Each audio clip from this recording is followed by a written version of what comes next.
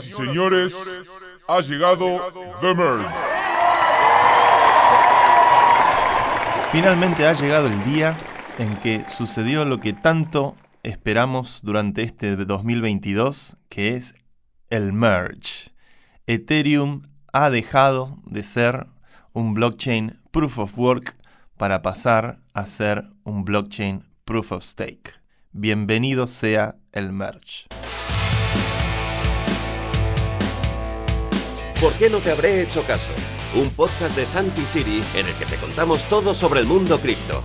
Dirigido por Hernán Zin y producido por Podland, la revolución del podcast.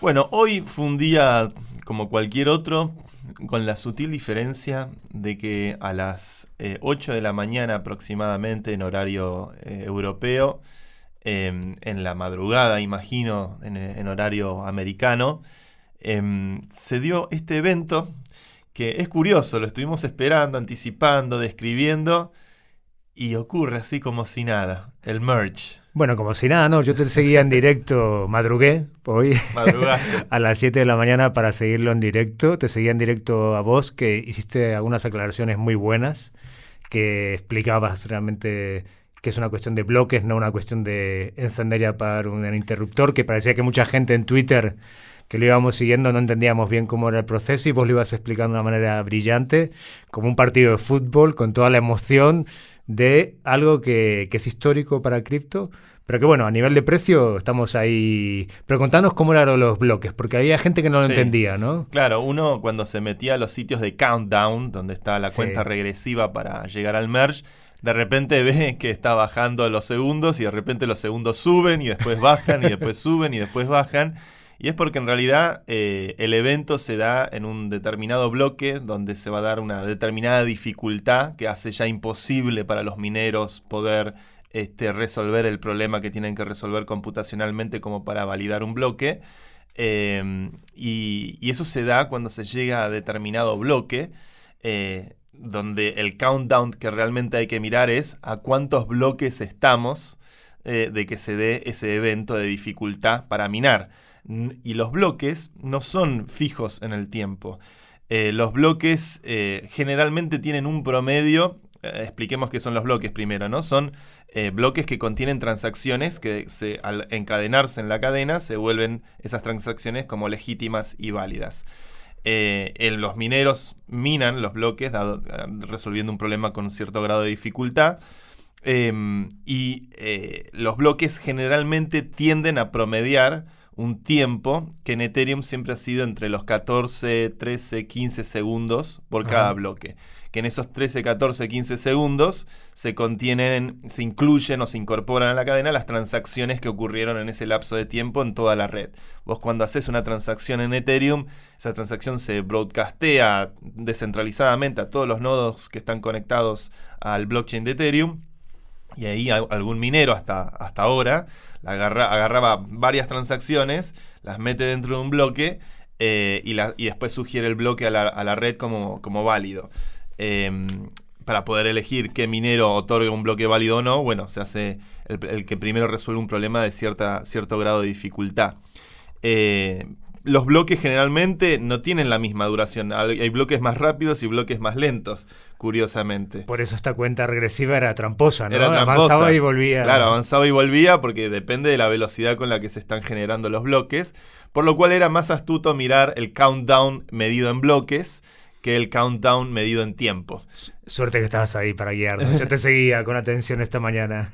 Hay algo que decían los griegos, ¿no? Que está el dios Cronos, que es el dios del tiempo, que es ese tiempo fijo, estable, segundo a segundo, el tiempo que tal como lo entendemos científicamente.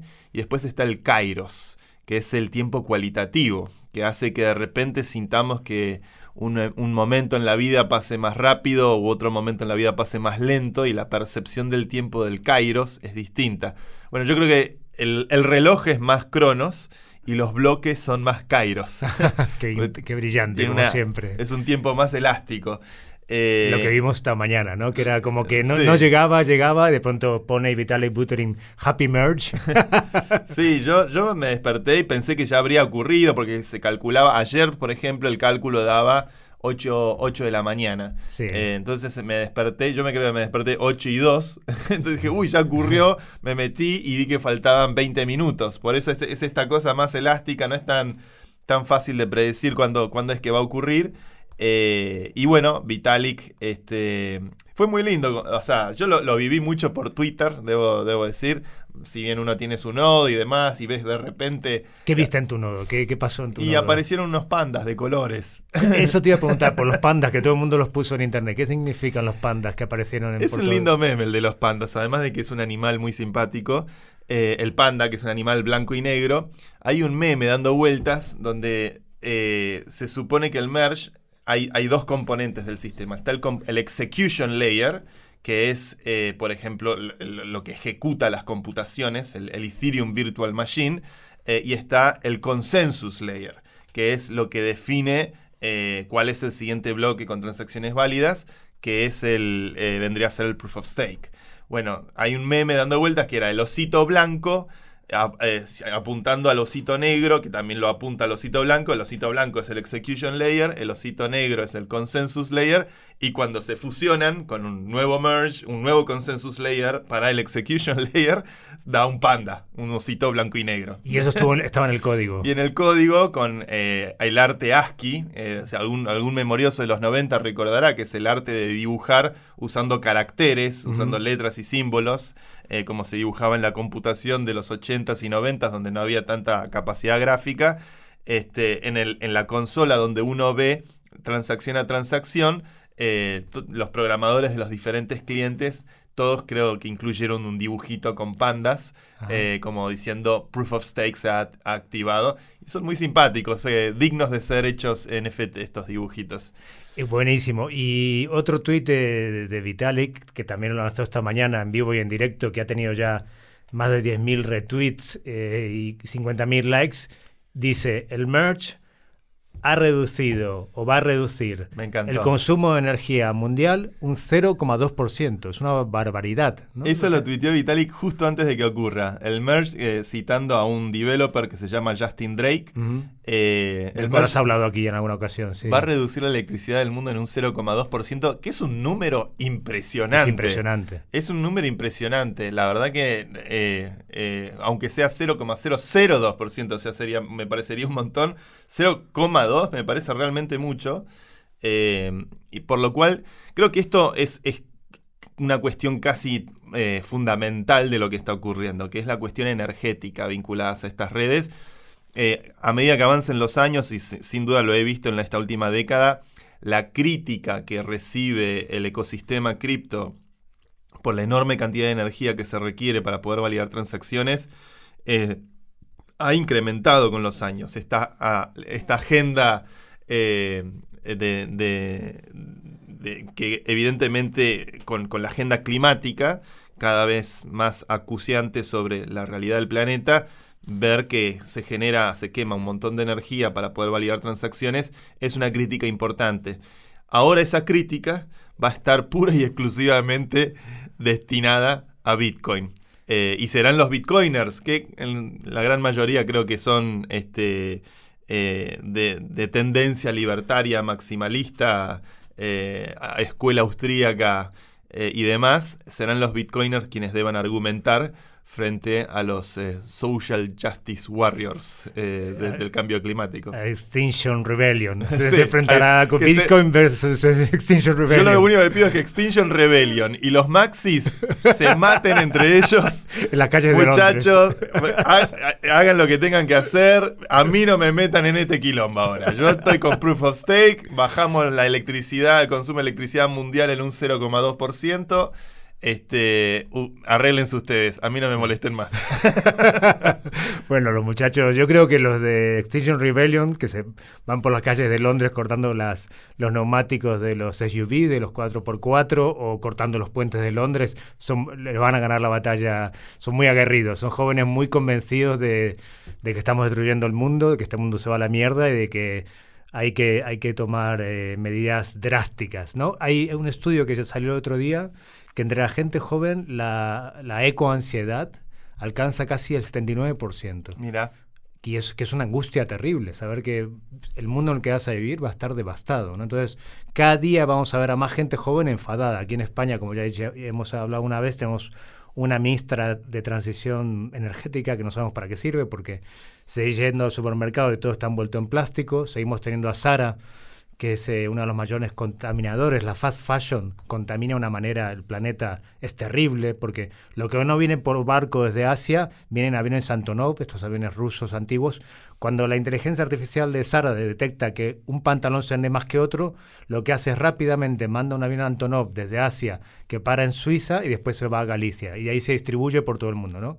La huella de carbono de Zara, de los supermercados, todo esto pasa en España y tenemos una ministra que supone que debería decirle a estos señores empresarios: ya tenéis 5.000 millones de beneficio al año, puedes tener 4.000 y hacer las cosas un poco más ecológicas. Y también terminar con el greenwashing, ¿no? Que es esta estrategia de las grandes marcas de no, pero esto es reciclado, con bolsas de plástico, esta camiseta, bueno, una de cada 1.500, y lo importante es más reutilizar, ir a tiendas vintage, apoyar al comercio local y no tanto. En este sentido, yo creo que Bitcoin se enfrenta a partir del merge a un desafío muy importante y unas preguntas a sí mismo muy importantes, ¿no? Como reserva de valor, si este consumo energético, en un momento que hay sequías en Europa, incendios terribles en California, Pakistán, el 30% de Pakistán bajo el agua, ¿no? Con una inundación terrible que tardará meses en pasar, si todo esto, bueno, ¿cómo se puede contribuir para parar el destrozo del planeta? Pero una pregunta que te hago, porque ayer o los últimos días, Ravencoin, Ethereum Classic han subido muchísimo con el argumento de que los mineros de Ethereum se han mudado ahí. Entonces, puede ser que siga ese daño ambiental en esas monedas, aunque son monedas de muy baja uso y capitalización, o es más bien una moda o un FOMO y esto va a bajar rápido, tanto porque estoy viendo ahora el TradingView y sigue subiendo. Ravencoin y Ethereum Classic siguen subiendo una barbaridad. Sin duda los mineros van a querer, tienen mucha infraestructura que van a querer tratar de encontrar algún lugar donde poder volcar esa capacidad de cómputo. Pensemos que particularmente por cómo funcionaba, qué lindo decirlo. Qué bonito, tiempo pasado. Usar el pretérito, qué maravilla. Inaugurando la transición del pasado de Ethereum. El algoritmo de Proof of Work que usaba Ethereum era un algoritmo que incentivaba el uso de placas gráficas. La lógica de Ethereum era tratar de evitar que se forme el uso de ASICs. ASICs son la sigla ASIC quiere decir Application Specific Integrated Circuit. Es decir, es un circuito integrado específico que hace una función y una función sola y la hace muy bien. Los ASICs coparon totalmente la industria de Bitcoin. No se puede minar Bitcoin si no tenés una placa especializada. Para evitar que ocurra ese acopamiento del hardware, que de hecho lo que ocurre en Bitcoin es que hay una sola empresa que fabrica los ASICs para todo el mundo. Que está en China. Que está en China, se llama Bitmain. Para evitar ese copamiento, ese monopolio en la parte de hardware, Ethereum construyó en su momento un Proof of Work que incentivaba más el uso de placas de video, que son placas, los GPUs, placas tan intensas o hasta más intensas que el propio microprocesador, el propio CPU que usa una computadora, que son las placas que se usan para videojuegos, para jugar sistemas de altísimo requerimiento de computación. Para no monopolizar en una compañía china, Ethereum desarrolló un algoritmo donde se incentiva, usemos la infraestructura ya instalada de placas gráficas de video. Entonces los mineros de Ethereum, por lo general, son mineros que usaron placas gráficas, no ASICs. Aunque muchos mineros combinan, ¿no? Usan, porque Bitcoin siempre se busca minar. Lo que va a ocurrir es que, ahora están todas estas placas gráficas que históricamente minaron Ethereum, que ahora ya no lo pueden minar más. ¿Por qué no lo pueden minar más? Porque en lo que está en el código de todos los nodos que corren Ethereum en este momento es que en este bloque donde ocurrió el merge hay un problema de dificultad tan astronómicamente grande, casi literalmente astronómicamente grande, que ni toda la computación del mundo y todas las placas de gráfica juntas pueden resolverlo. Entonces, tardaría años, ¿no? He leído por ahí que se tardaría siglos en resolverlo. Milenios. Hay como más tiempo que desde que el universo existe, matemáticamente hablando. Son como cálculos muy impresionantes. Y esa es la forma, es interesante eso, que ese número delirantemente grande logra desprender el hardware de la minería del software, que es también muy interesante. Por lo cual los mineros ahora tienen una crisis de identidad y tienen que decidir, bueno, vamos a buscar a ver qué otros proyectos que usan Proof of Work y que se minan con placas gráficas podemos apoyar. Y muchos suelen dirigir proyectos, suelen dirigir sus recursos a estas cadenas como Ethereum Classic, que recordemos que Ethereum Classic, cuando se ocurrió el famoso hack de la primer gran DAO de Ethereum, se hizo un fork para restituir los fondos porque había un bug en el contrato y eso fue la gran mancha, el pecado original para los bitcoiners de Ethereum. Sí. Pero bueno, es el costo a veces de experimentar. Y Ethereum Classic siempre quedó como el Ethereum inmutable, el Ethereum que nunca modificó sus reglas de juego. Y ese Ethereum se sigue minando con Proof of Work. Pero la verdad de la milanesa es que la verdad no hay tantas aplicaciones ahí, no hay tanto uso, no hay tanta utilidad.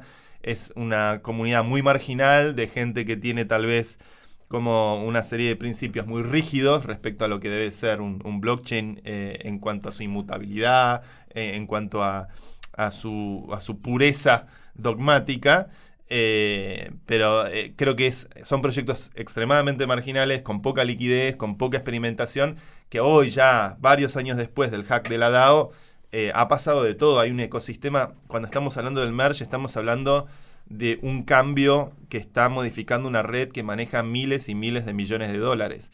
Y esos miles y miles de millones de dólares están en el Ethereum, no en Ethereum Classic o en estas otras cadenas. Habrá que ver si hay lugar para una cadena Proof of Work que use placas de video. Yo creo que en líneas generales el Proof of Work es un lugar que va a corresponder a Bitcoin y que generalmente el que se entusiasma con el uso de Proof of Work suele entusiasmarse con la lógica de Bitcoin, que está muy bien que así sea. Yo ya me imagino también cómo los bitcoiners van a atender los argumentos ambientalistas desde la óptica de que, bueno, la forma más eficiente de minar siempre va a ser con recursos renovables o con energías sustentables, es decir, energía barata. Pero bueno, será una cuestión de ver cómo evoluciona el ecosistema. Yo pregunté en Twitter hoy a ver si ya existía la forma de acceder al ETH-POW, que sería el Ethereum Proof of Work, si alguien ya implementó algún cliente para poder acceder al Ethereum que existió hasta ahora, ajá, pero que siga minando con Proof of Work. Puede ser, sé que hay algunos proyectos que están tratando de hacer ese cliente, de mantener el Proof of Work con el Ethereum actual. El 80% de la red ya está migrando hacia esta nueva versión Proof of Stake. Todas las stablecoins, por ejemplo, que son proyectos que tienen que decidir si apoyan una cadena u otra, porque son los que proveen liquidez en dólares a los diferentes contratos inteligentes, todas las stablecoins van a apoyar Proof of Stake, todos los exchanges están apoyando Proof of Stake, por lo cual es muy minoritario todo lo que quede del lado Proof of Work. Lo que me dijeron en Twitter hoy es que todavía no está lanzado el cliente para ETH-POW, que lo van a lanzar pronto, así que por ahora pareciera que acceder a nuestras monedas en la cadena anterior pareciera no ser el caso, que no hay al menos una forma remota de poder acceder a ellas.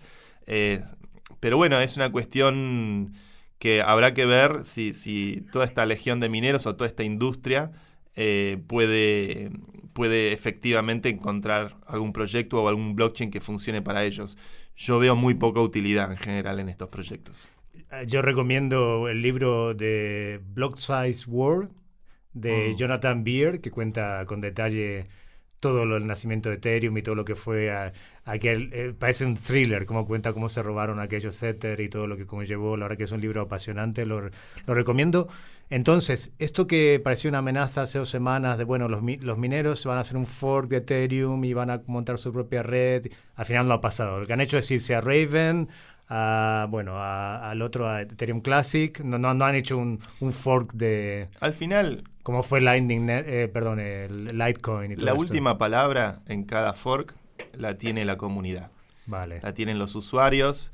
Creo que no solamente se forkea el hardware, el software, también está la comunidad. Claro. Y la comunidad, el usuario va a elegir, el minero seguramente va a querer hacer su negocio y desarrollar una industria que pueda obviamente contribuir a mantener los costos de la infraestructura que montó. En muchos casos los mineros son industrias, ¿no? Son galpones enteros con máquinas minando hace años, y ese costo hundido no lo van a querer perder y van a tratar de apoyar proyectos como esto, Ravencoin o ETHPOW, o tratar de mantener Ethereum Classic. Pero yo creo que son al final del día como especulaciones de apuntar a ecosistemas muy marginales, y que en líneas generales al final me parece que primero todos los blockchains modernos de segunda generación desde Ethereum en adelante han sido Proof of Stake. Ethereum le llevó más tiempo llegar al Proof of Stake porque es una migración, ¿no? Es cambiar algo que ya está muy delicado, manejando mucha seguridad, mucho dinero, y finalmente logró hacer ese cambio. Le llevó muchos años, fue muy, muy criticado. Yo tengo un amigo maximalista, Bitcoin Maxi. ¿Sois amigos todavía? Sí. Nos ponemos likes en las fotos en Instagram y está todo bien. Eso no será amigos, pero bueno, está bien, te lo compro. Hoy en día, mira, está bastante bien eso. Marty Bent es un podcaster americano, tiene un podcast muy escuchado para la comunidad Bitcoin Maxi, y él es Maxi rabioso. Y Marty puso un thread desde 2017 que mantiene un thread de Twitter, un hilo de Twitter, riéndose de cómo se dilata el merge. Cómo se dilata, mira, esto no. Desde el 2017 que mantiene el thread, con noticias, con eventos, con fotos de Vitalik, riéndose. Y hoy finalmente cerró el thread con una foto con un meme del Señor de los Anillos, que creo que es Frodo, uno que dice "It's happening". Como, bueno, ¿sabes qué, Marty? Se te acabó la joda, ya no te puedes reír más, llegó el merge. Así que bueno, te dejo a los Social Justice Warriors para que los atiendas. Sí, vi que lo retuiteaste y digo que no lo entendí bien, ahora lo entiendo. Así que bueno, es un grandísimo paso, y lo increíble es que han pasado solo unas horas de que vimos este evento en directo. Tuve el lujo de seguirte en Twitter, de cómo lo ibas contando con tu maestría y tu brillantez, como siempre. Pero todo ha salido bien, ¿no? Estamos hablando de migrar miles de millones de dólares de un tipo de forma de trabajo y de trabajar de bloque a bloque a hacerlo de otra manera, que es por consenso, o a prueba de trabajo o a prueba de consenso, ¿no? Y esto ha sido muy delicado, pero ha salido de maravillas. Hasta ahora... Ha salido muy bien. Es la consecuencia. Esto tardó 5 años o tardó mucho tiempo en lograrse, porque desde el análisis económico, el análisis de teoría de juegos, el análisis de seguridad, las implementaciones, los testnets, ha sido muy riguroso el trabajo de llegar hasta este punto. Creo que lo que primó siempre dentro del ecosistema de Ethereum es la prudencia y la cautela de avanzar firmemente en una dirección, pero sin romper nada. El famoso de Facebook, el famoso Move fast slogan and break things. Move fast and break things no aplica en Web3. En Web3, break things es la gente perdiendo muchísimo dinero y problemas económicos severos. Como ha ocurrido, por ejemplo, con el caso de Terra, ¿no? Donde tenemos algunas novedades. Tal vez el caso policial más interesante del año. O Solana, que tuvo tantas veces que se ha caído. O Solana, que tuvo caídas. Ethereum siempre primó que se llegue a este punto simplemente con absolutamente todas las variables ya probadas y testeadas. En el último mes, en agosto, se vio ya los merges ocurriendo en las diferentes testnets. Y bueno... Y una pregunta muy de profano. ¿Cuánta gente ha trabajado en estos 5 años? Muchísima. Muchísima. Muchísima. Desarrolladores. Sí, investigadores, analistas, todo lo que te imagines. Que puede ser. Yo creo que uno puede ver en los Zoom calls que se hicieron entre los diferentes developers que participan del ecosistema de Ethereum, donde participa Vitalik. Y no, yo creo que tranquilamente más cientos de personas podemos estar hablando que de alguna forma u otra contribuyeron a esto, desde nivel técnico, desde comunicarlo, desde explicarlo, desde armar documentación, para que te des una idea, hay varios clientes de Ethereum 2, no hay uno solo.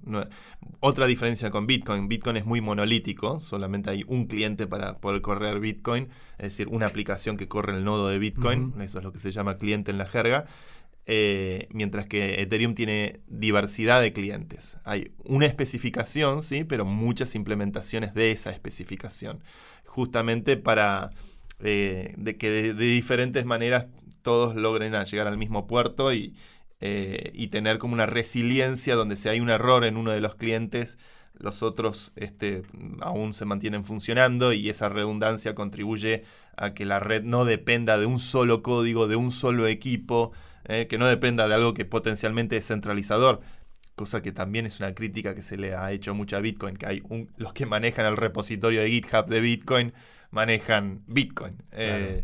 Entonces, en ese sentido, son muchos los equipos que participaron, el equipo de Nethermind, Prism,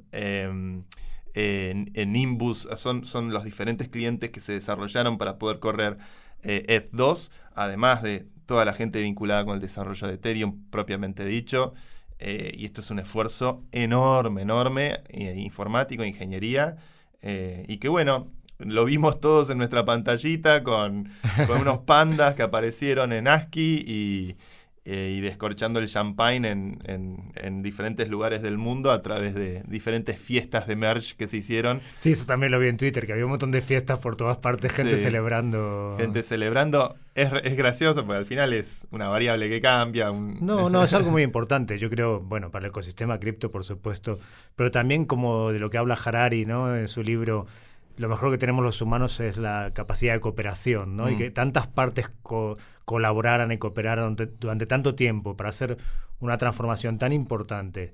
Pues estamos hablando de miles y miles de millones en juego, ¿no? Un error, como decías hace un rato vos, perdemos nuestro dinero. Los que tenemos Ether lo perdemos, o puede haber un problema muy grande, y toda esta gente ha cooperado y ha colaborado para que saliera bien. Eso por una parte. Y por otra parte, yo creo que el merge, el día de hoy, como un día histórico en cripto, encumbra a Vitalik Buterin una vez más como una de las mentes más brillantes del siglo XXI, uno de los Einstein del siglo XXI, ¿no? Un joven que tiene una cabeza y una forma de pensar que es deslumbrante, ¿no? Eso es otra cosa que es digna de ser subrayado, porque manejar una comunidad o liderar en una comunidad no es fácil, porque obviamente dentro de una comunidad hay diferentes puntos de vista, hay diferentes opiniones, y a veces hay momentos muy pasionales donde se debate aguerridamente una postura o la otra. Y en Ethereum siempre estuvo un consenso generalizado en la comunidad de ir hacia Proof of Stake. La discusión de Proof of Work y Proof of Stake es una discusión Boca River, es una discusión que tiene trade-offs de un lado y del otro. Programar un algoritmo de Proof of Stake lleva muchas más líneas de código, es mucho más complejo que programar un Proof of Work, que es un puñado de líneas de código en rigor. Pero al mismo tiempo Proof of Stake tiene las ventajas de energía, mientras que Proof of Work genera un costo de energía importante. Así hay miles de variables que podemos ver que son positivas de un lado, negativas del otro y viceversa. Por eso creo que también hay que saber apreciarlo más objetivamente todo esto. Pero Vitalik siempre mantuvo la línea de estar convencido que Proof of Stake era el futuro.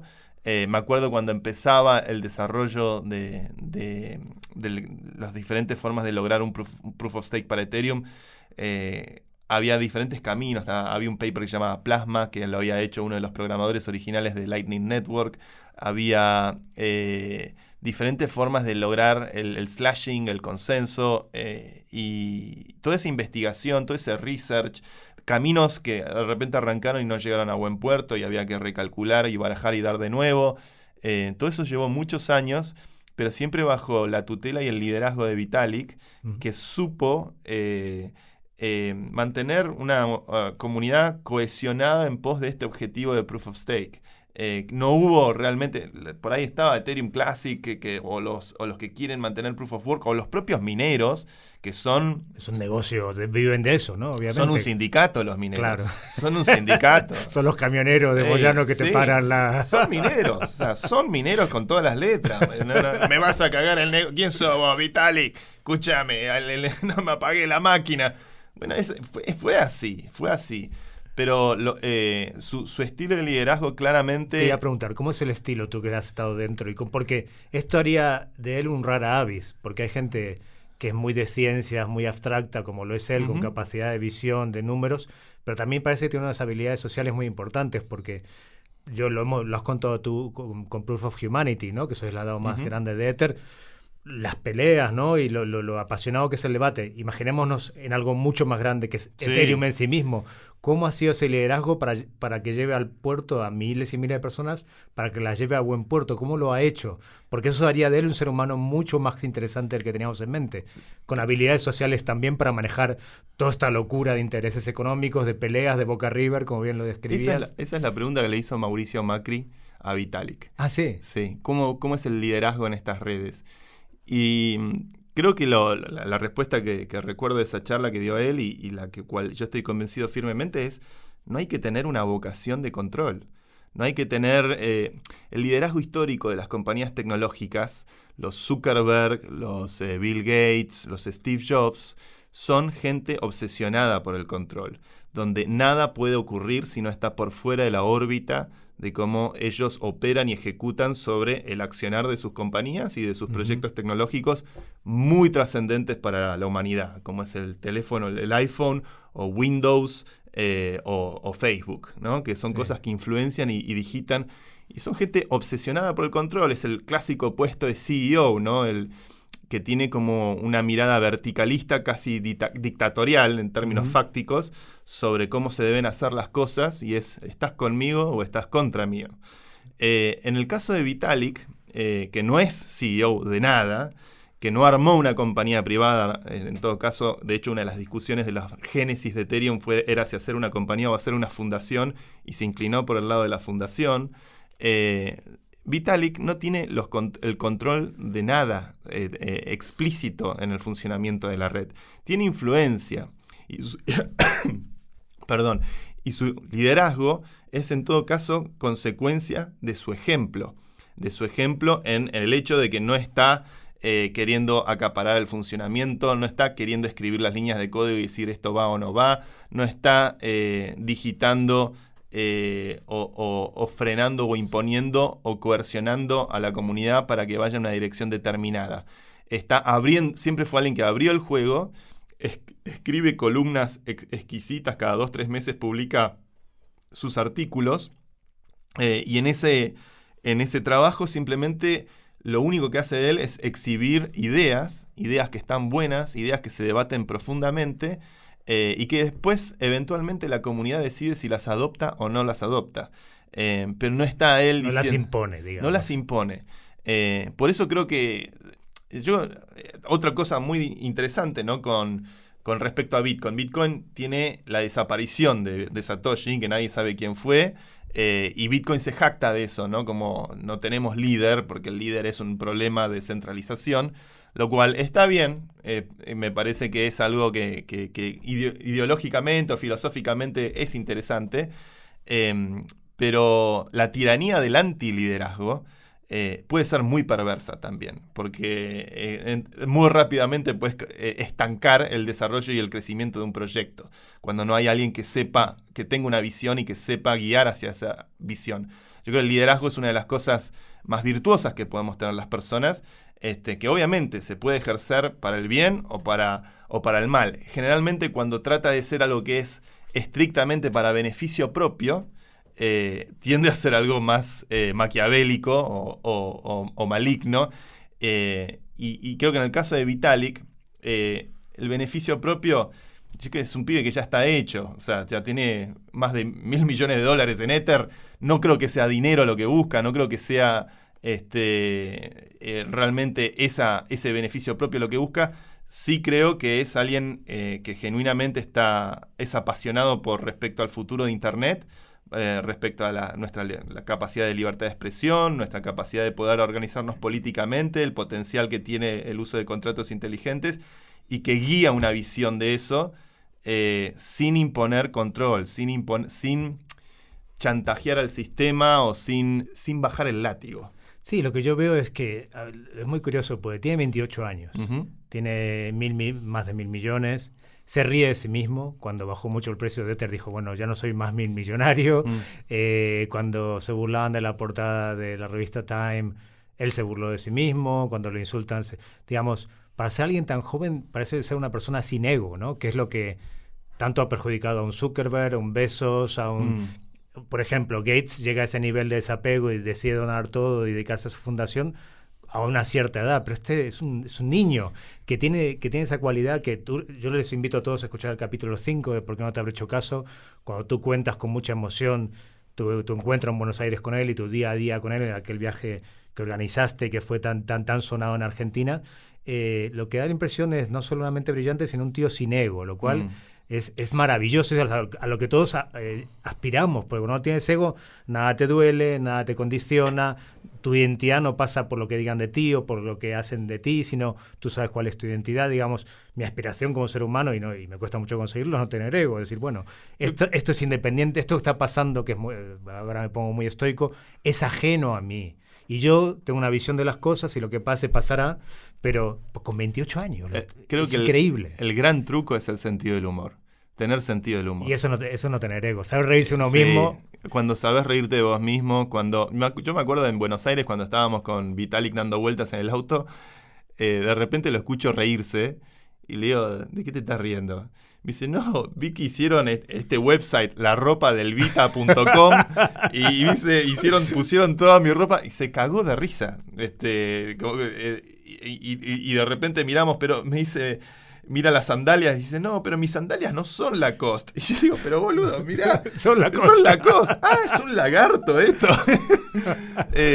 Y lo vi reaccionar.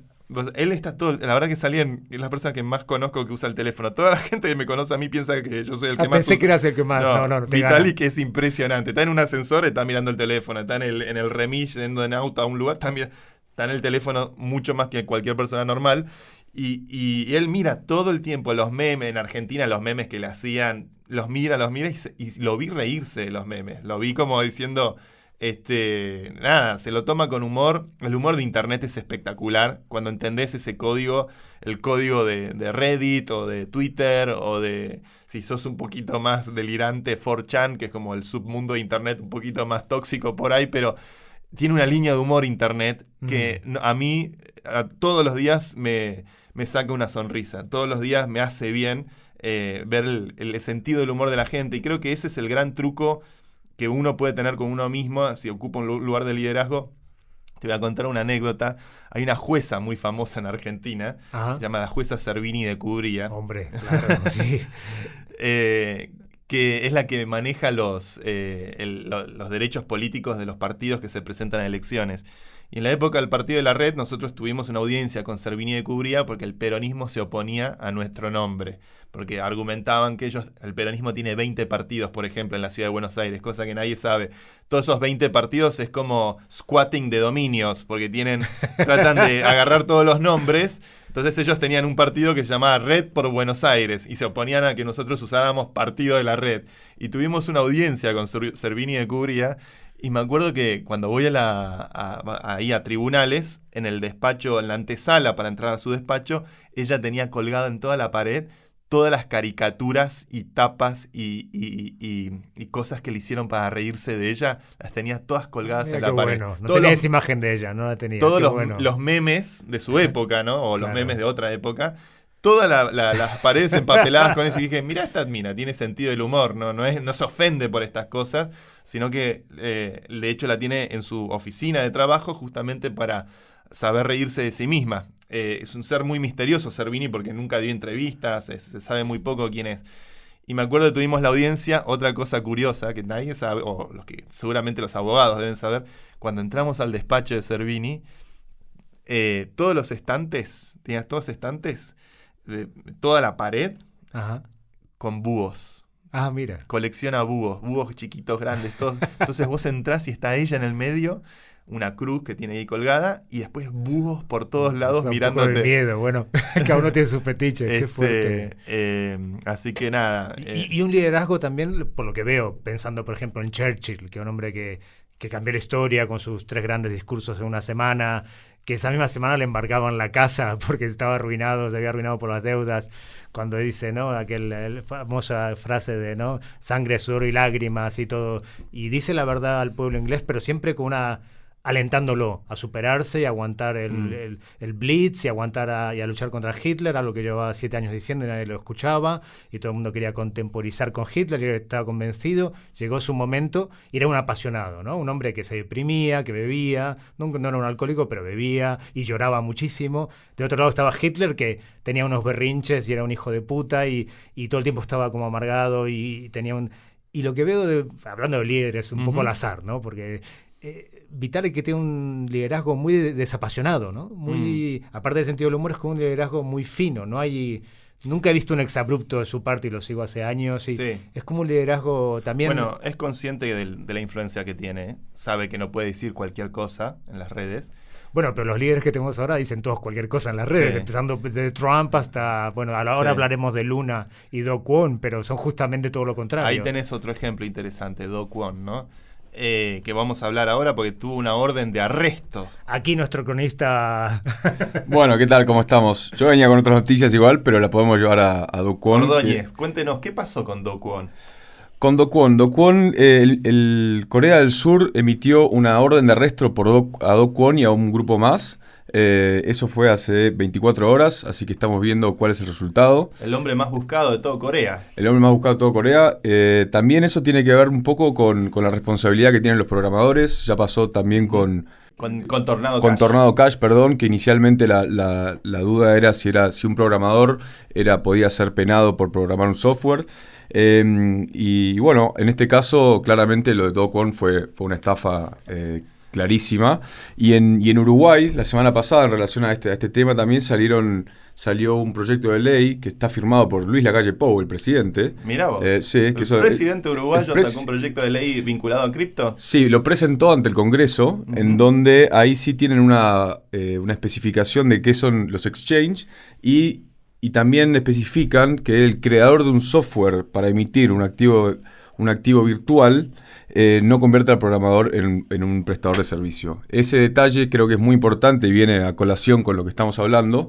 Después también en el proyecto de ley hay una caracterización y una definición de los tipos de activos virtuales, virtuales de valor, virtuales de utilidad, los estables y los de intercambio. Entonces, es interesante esto porque justamente la orden de arresto que hay para Do Kwon es el creador recordemos a la gente, de Terra y Luna, que son la misma cosa, no eran... Lo dijimos en el capítulo pasado, ¿no? Lo explicaste muy bien. El creador de Terra y Luna, que generó el gran crash este año, básicamente $40.000 millones desaparecieron en 24 horas, fue una cosa que después tuvo repercusiones muy violentas en toda la industria.